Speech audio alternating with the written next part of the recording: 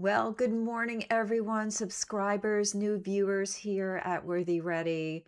I am the host, Eve Rosenberg, emotional wellness coach and author, here at Worthy Ready, the radical self image makeover for women ready to create a life they love. Well, today is going to be about, are you being seen? Are you being heard? Are you frustrated? And why is it that time after time in relationships, you leave feeling unlovable or unseen, unheard? Well, I'm going to share with you today something very important that will inform you most likely why this is happening over and over again.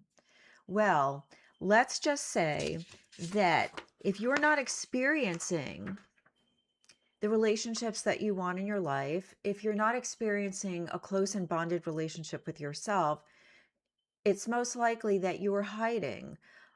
The reason you wouldn't be seen or heard is if you're truly hiding from people, if you're not showing people truly who you are, even though I'm going to assert that your energy will expose you anyway. However, if you're not feeling comfortable with who you are, if you don't see yourself, if you don't hear yourself, if you don't connect with yourself, if you're hiding from yourself, if you're wearing the masks and personas that we walk out into the world with, and you're not privy to understand when you're pretending and when you're being authentic, then very likely you will be frustrated and experience dysfunction in your relationships. Remember, this is about creating a new self image, the way you see yourself, coming with a new lens to see yourself with new eyes, loving eyes, compassionate eyes. I'd like to start out this episode with two quotes. And I would hope that whether you're driving and listening to this or whether you're sitting down and watching this, that you really listen carefully to these quotes. I'm going to say them both twice. These quotes are important because I believe that universally everyone can resonate to this. So, quote number one by Maya Angelou is in my book at the beginning of a chapter on page 39. Your happy life realized, how to stop putting others first and yourself last now. I will start this quote. The ache for home lives in all of us, the safe place where we can go as we are and not be questioned. The ache for home lives in all of us, the safe place where we can go as we are and not be questioned. A beautiful quote. I want to share a quote as well by Matthew Arnold, who says, "Resolve to be thyself and know that he who finds himself loses his misery." Once again, resolve to be thyself and he who finds himself loses his misery. Well, I certainly resonate with both of these, and I am going to take a leap of faith and say that you do too. Because no matter who we are, we're going to look, whether we're religious, whether we're spiritual, whether we're atheist, I believe we all look for meaning in life. People that say they don't, well, we're going to talk about different qualities today, and maybe we could add that up to some that I will mention as we talk about the light and the dark today. We have a good side and a bad side. We have dark, we have a light, but they're all part of who we are. All the qualities that take up anything we see in the world. You spot it, you got it. We are a compilation, every single human being, of every single quality and characteristic there is in the world. Today, we're going to talk about four of the qualities many people dislike. Last week, when the episode was all about, well, are you sleeping with the enemy? Is the enemy you? Are you your own worst enemy? Are you that person keeping you from living the life you love? We are going to talk about not only the list that I suggested you make of the qualities you don't like about yourself, but I am going to share some qualities you probably don't like about yourself and you probably don't like about other people either. But I am going to assert that, well, I've got them and you've got them. And as Matthew Arnold said, resolve to be thyself and know that he who finds himself loses his misery. And of course, Maya Angelou's quote about coming home to a place where we are comfortable and safe and not questioned. Everyone wants to be who they are. Everyone's out to be loved unconditionally. Everyone, chants all the time about wanting to be seen and wanting to be heard. And I'm going to share with you why you haven't been able to do this and why it's so important to come home to yourself. Once again, he who knows himself, he who knows himself, he who finds himself loses his misery. I am going to start out on, once again, Your Happy Life Realized, my first book, How to Stop Putting Others First and Yourself Last. Now I'm going to grab a sip of water and I'm going to share some things with you. Remember, this episode is all about why are you not being seen? Why are you not feeling heard? Why is no one getting you? And why do you keep searching in the outer world for that to happen? So let me share with you in my notes that I have taken today. It's going to be about taking back your power. It's going to be about embracing your wholeness so that you stop projecting everything on other people and that you stop attracting people that are projecting all over you. This happens all the time. This is where dysfunction is created big time. And if you want to live with joy and peace like I do, this is a session that you are going to want to pay close attention to. Remember, we're the dark and the light. Okay, so let me start out by coming to the very beginning here. I don't want to misplace my notes here. So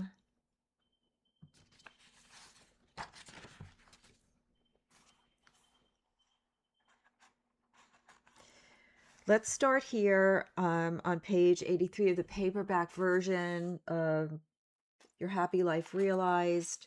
The chapter is called Becoming Your Priority. I didn't like myself, my teacher and mentor said on stage in front of 1,500 people. I was a student in a certification course to become a holistic health counselor at the Institute for Integrative Nutrition in New York City. The year was 2006. Because the room was so large and there were so many people, the two enormous screens at either end of the stage allowed you to see her as she was right in front of you. My eyes were transfixed on this stunningly beautiful petite woman, dressed in ivory and wrapped in a cashmere shawl. Class and sophistication were the first two words that came into my mind as I watched her. When she said those four words, I didn't like myself, the room stopped. I felt a tightness in my throat, and I automatically sat up straight in my chair and stopped taking notes. I was compelled to listen to what this woman had to share. She doesn't like herself? What's wrong with her, I wondered. All I knew was that if she didn't like herself, she had something to say, I'd better listen. I didn't like myself either. Maybe my struggle with depression would be revealed on this very afternoon. I'd better open my ears, I thought. A year after that talk, I attended her famous 3-day The Shadow Process workshop. All my negative thoughts became history in a short period of time. I consider Debbie Ford to be the woman who gave me my life back.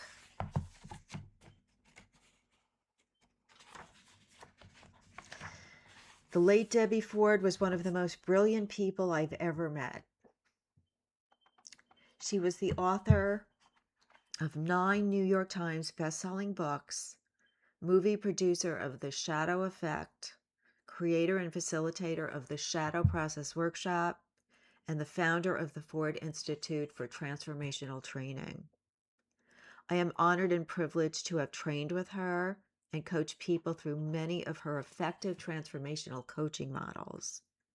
I am grateful for her work, which led to my discovery of my own body of work supporting people pleaser reform, following your guidance, becoming your sacred admirer, and learning how to read red flags in ways that will change your life. So that's my shout out to Debbie Ford, where this work has found me and I had connected with it and it changed my life. I am proud to say that at almost 68 years of age, I am more of a whole human being than I've ever been before, despite the trauma that I went through, despite the narcissistic abuse I endured, despite a lot of toxic relationships and betrayals in my life, and most of all, despite the loathing I had for myself. And that's why I'm out here.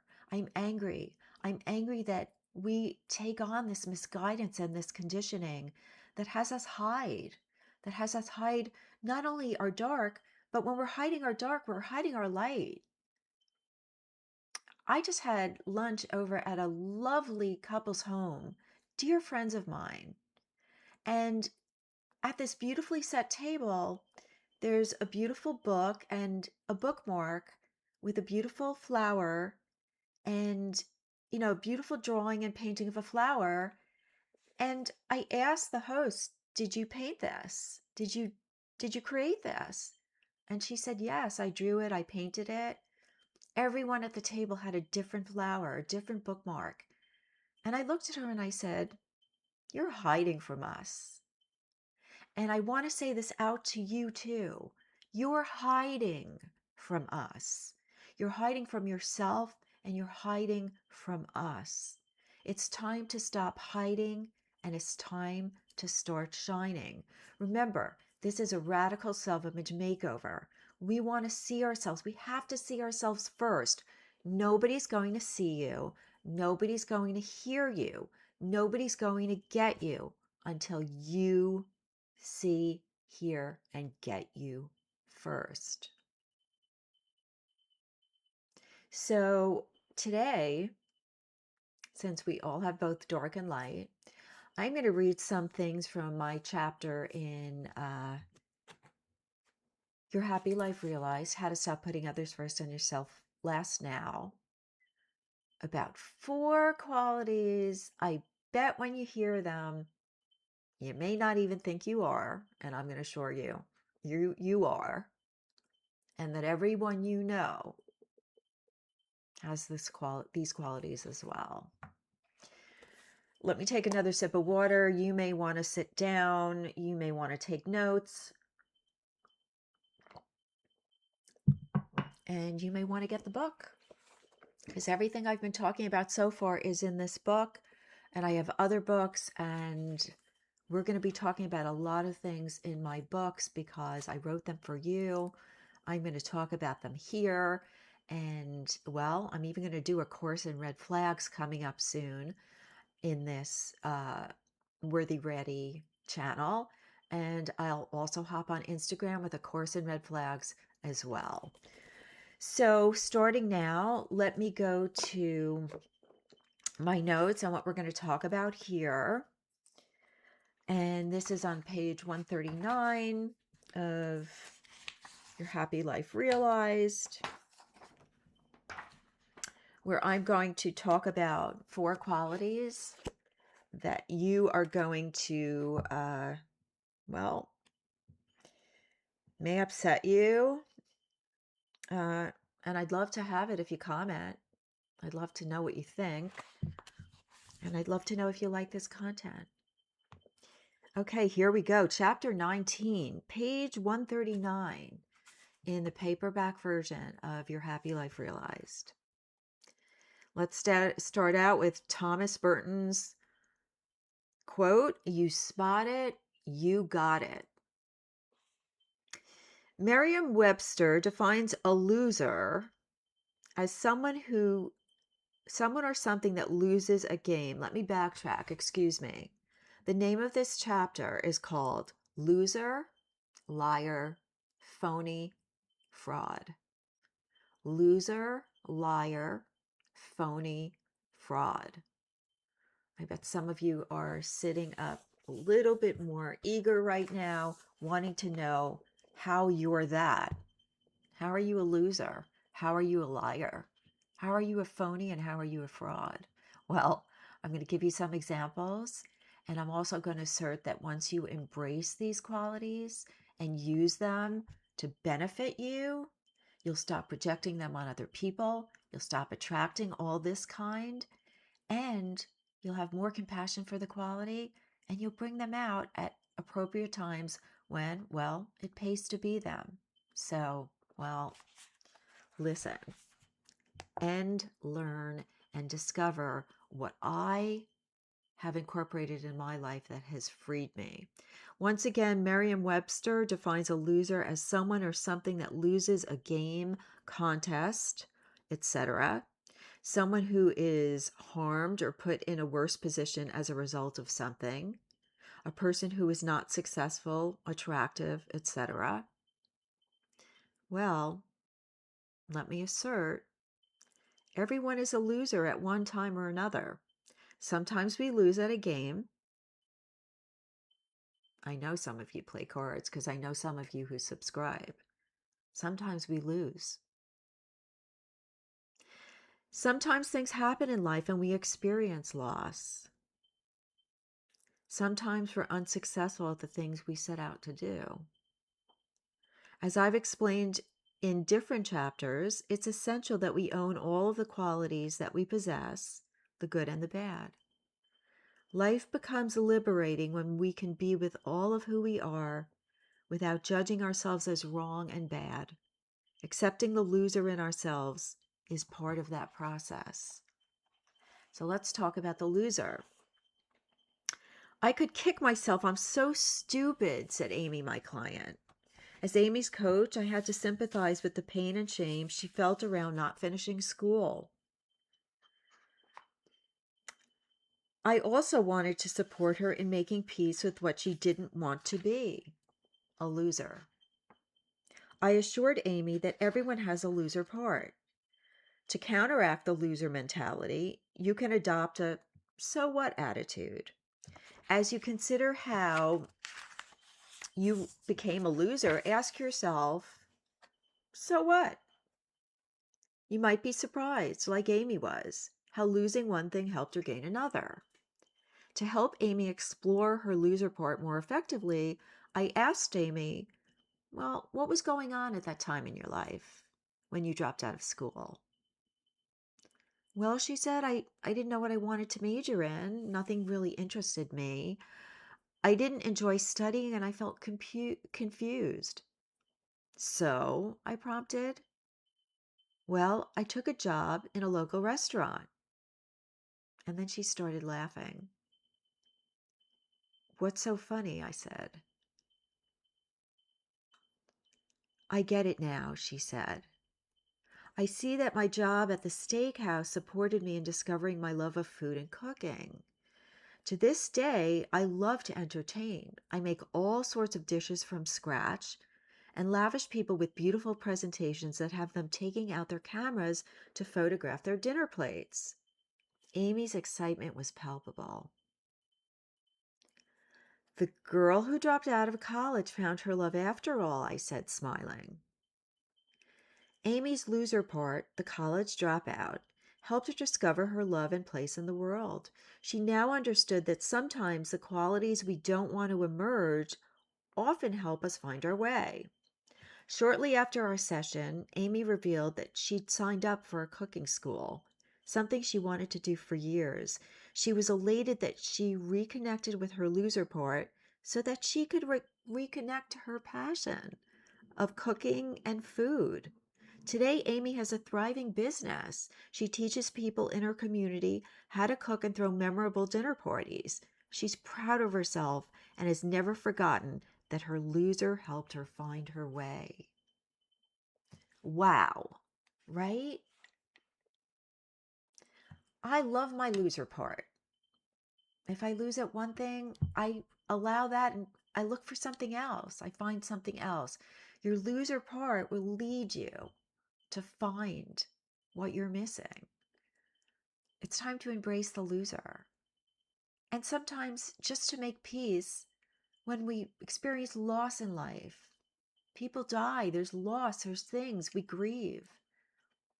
We are all that. That's part of life.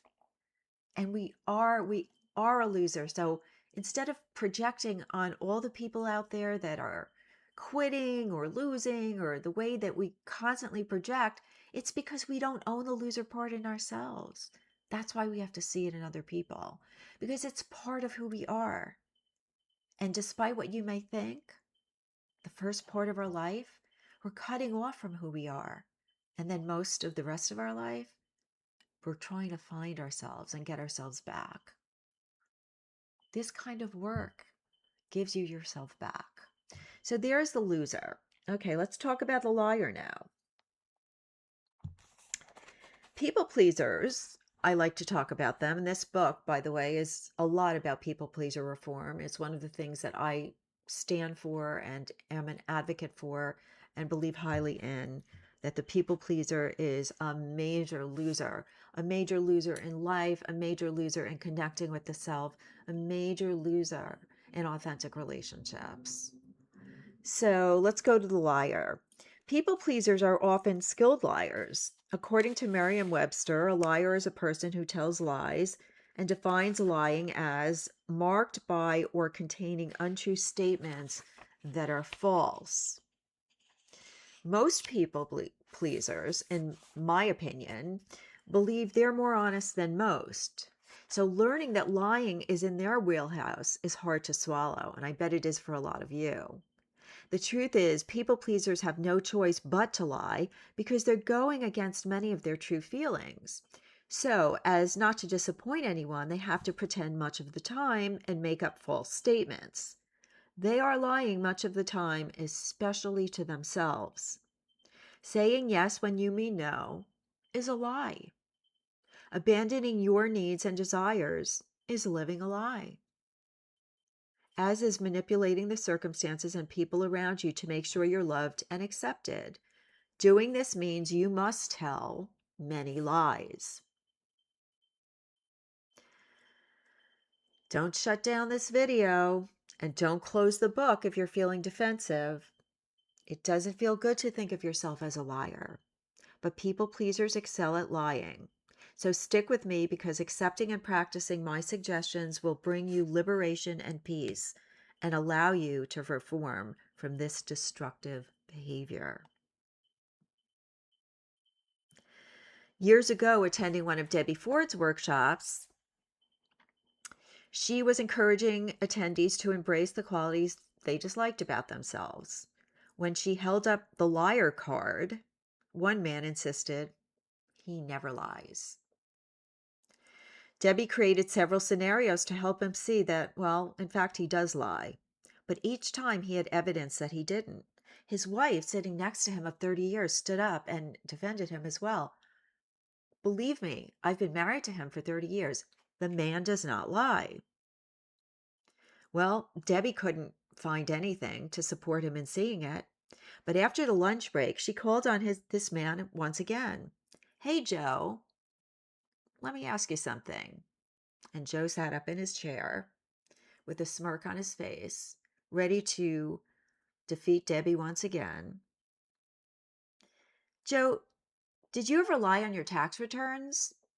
And without any hesitation whatsoever, and abruptly, he stood up and yelled with passion, "Young lady, that's another kind of lie."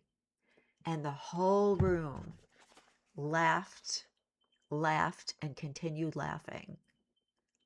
And Joe had to finally accept that, yes, in fact, he too was a liar. So we talked about the loser and the liar. And part of, the homework this week is to look for your loser part and your liar part.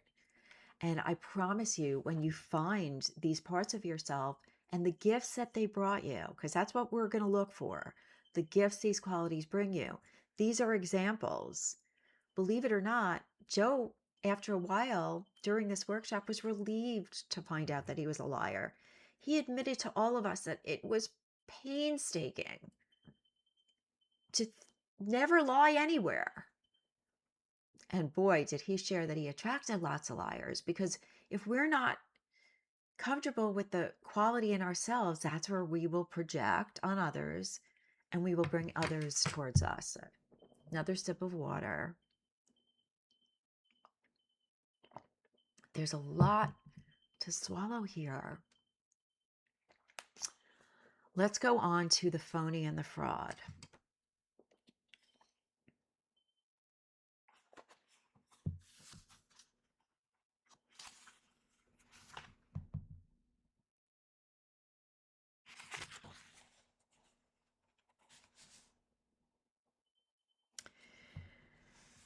Merriam-Webster defines phony as not genuine or real, such as intended to deceive or mislead.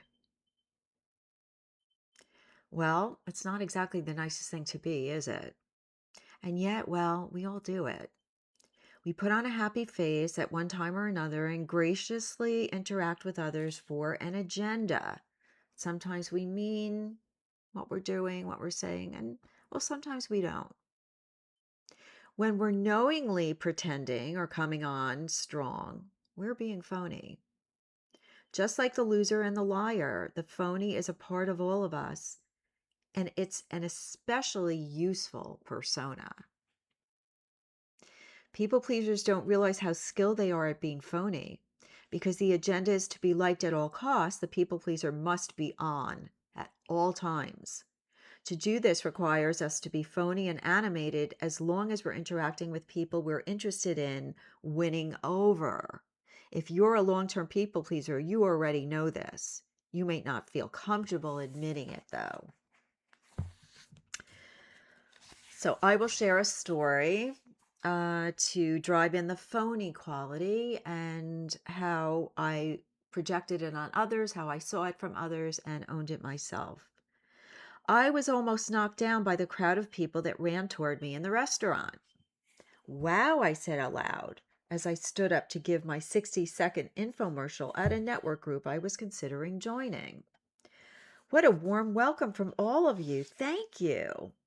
I was new in my community and was looking to get out to meet more people, connect, and raise awareness around my business. When I entered the small restaurant housed in a large office building, I was impressed by the ambiance of the room. I could smell the aromas of something special in the making, steak or chicken teriyaki. The tables were elegantly dressed and the lighting was soft. A woman with short blonde hair and an infectious smile greeted me and introduced herself. I filled out a welcome card, paid $20 for lunch, and was directed toward the rear of the room where some people were gathered. As I walked toward them, some began walking toward me. I looked behind me to see what got their attention and soon realized, well, it was me. To my surprise, they circled me like a school of sharks. With wide grins and hands extended, they all seemed very pleased to meet and greet me. I felt so special. I forfeited my second option to visit the group before making a final decision to join. I filled out an application, waited for approval, and joined the group. It felt like a no-brainer. During my third visit as a member, I got the hang of the required protocol of the group. Each time a guest visited, we as members were instructed to make that person feel extra special so they would join too. Those who failed to do so would have to put $1 in the jar that was passed around. The more members, the more referrals, the more money. Now I understood what inspired the friendliness on my first visit. Before long, I was doing it too. And well, I might add, I understood the reasons why it was important, and we needed great new people to join the group. Well, there you go. Sometimes it pays to be phony, and we're going to amp it up and we're going to be pretentious. But we're told to be kind, right? When we're told to be kind, we don't always feel kind. We're not always in a good mood. Sometimes we just have to amp it up. Well, by the way, that's phony. Breathe it in. Know that when people are asking you to join them for lunch, when they're being phony and when they're not, you'll know because you do it too. Well, breathe it in. Let's start with the last one, the fraud. This is probably the biggest one that people have a hard time admitting. I can tell you the amazing thing that happened to me when I found my fraud part. And I will share that with you now.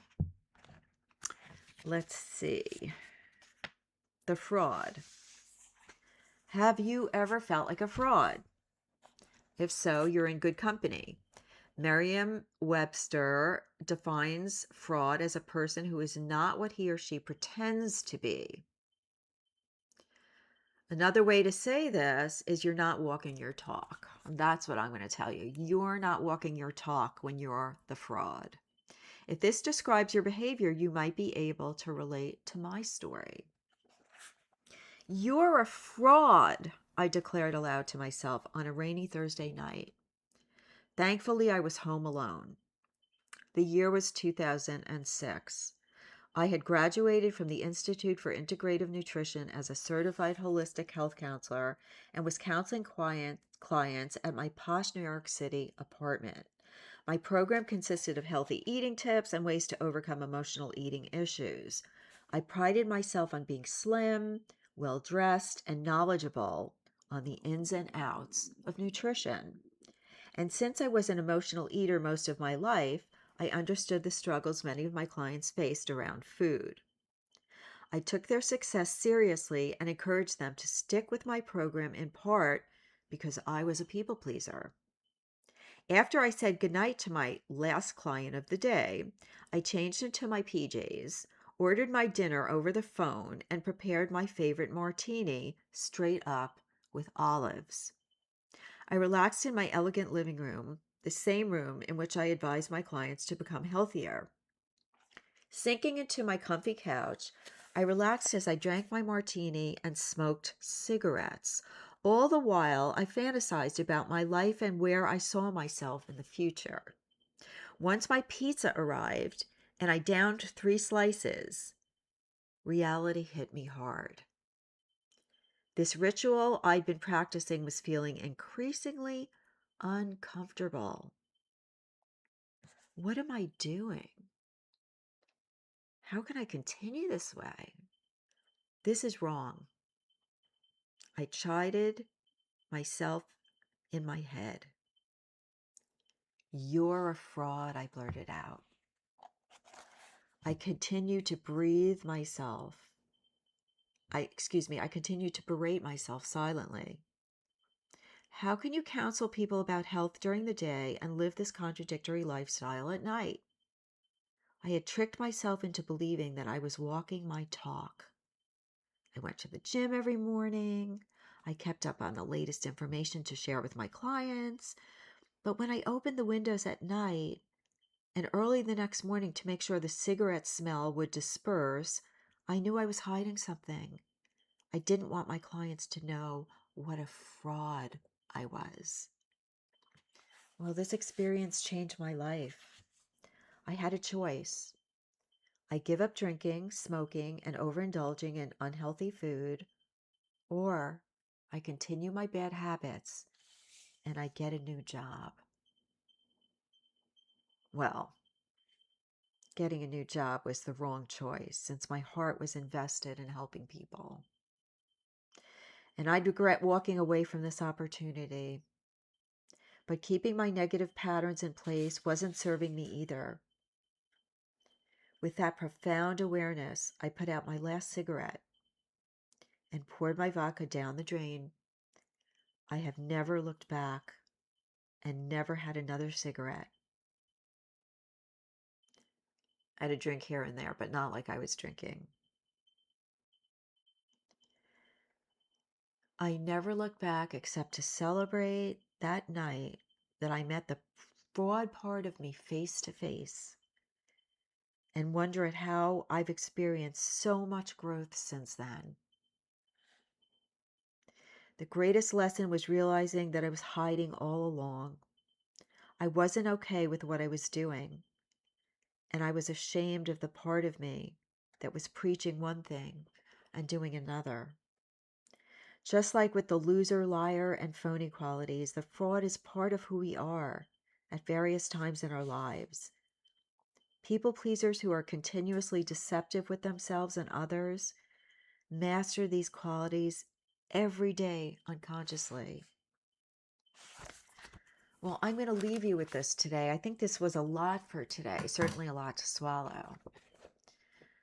So go forth and loser, liar, phony, fraud. Find an example, but come with love and compassion for something that you went through. If you're attracting liars in your life, I know a lot of people, a lot of women say they attract a lot of liars. You're lying to yourself. Find your liar. Find your phony. Find your loser. Find your fraud. And then next week, I'm going to show you how to make peace, how to find gifts in these qualities and all the other qualities you deem bad or wrong. Remember, we're the dark, we're the light. You're amazing. You're worth it. Listen, Carl Jung once said, I'd rather be whole than good. And of course, shadow work is based initially with Carl Jung. Debbie Ford, a shout out to you. I love you, Debbie Ford. And I know you're busy there in the spirit world. I really think we talk a lot, you and I. For all of you subscribers, welcome back. For all you new viewers, subscribe. I'd love to have you here. We're going to great places together. We're creating that radical self-image makeover so that you fall deeply in love with yourself. And part of that, as we've talked about, is bringing up the grudges and resentments you hold against yourself, self-forgiveness, self-forgiveness, self-forgiveness, and also starting to integrate the qualities in yourself that you don't like, because just like the dark qualities that you hide from, if you're hiding from the dark, you're hiding from the light. And just like my beautiful friend who created her beautiful bookmarks with gorgeous flowers on them, what else is she hiding? What are you hiding? What am I hiding? It's time to get out in the world and shine. I'll talk to you next week.